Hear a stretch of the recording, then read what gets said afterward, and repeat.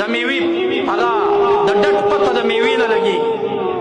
زه به لږ تکلیفه خپلو هغو سالکانو ته ورکم صف کې خلفاو ته نه بلکې لاندې چې کوم د صوفیې سلسلې سره تعلق لري او موږ سره مریدۍ کې د هر شیخ مریدان دي او صرف سلسله صوفیه کې داخل دي لږ هغه د عبرت دپاره په دې مجلس کې پاسېږي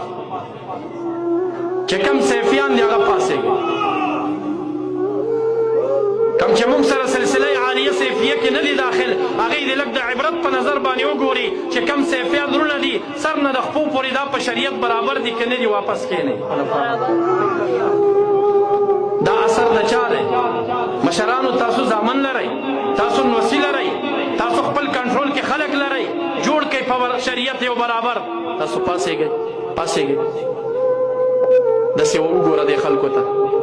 دا هم صوفي دی تاسو کې به هم زامن و نوسین د چا وي دربارونو مشایخو سره به متعلق وي جوړ کئ په دې ښایست باندې یو ماشوم جوړ کئ تاسې دا آسان کار دی چې په دې دور کې داسې ماشوم په شریعت برابرېږي دا د کفر علامات دي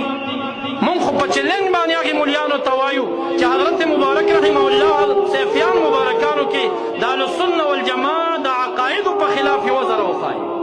افواګانې مه پیش کوئ ډیلاګ یې مه غږوئ یو عقیده پیش کوئ چې د اهلسنه والجماعه په خلاف زموږ مشایخو عقیده لري د امام ابو حنیفه رحمه الله د قول خلاف مونږ کړي دا پیش کوئ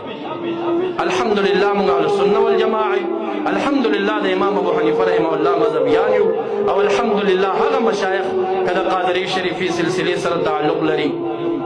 که د نورو سلسلو سره لري هغه خپل رونه ګڼو په دې شرط باندې چې په عقیده د اهلسنه والجماعه مستقیم وي او د امام ابو حنیفه رحمه الله په مذهب باندې برابر وي نو معززو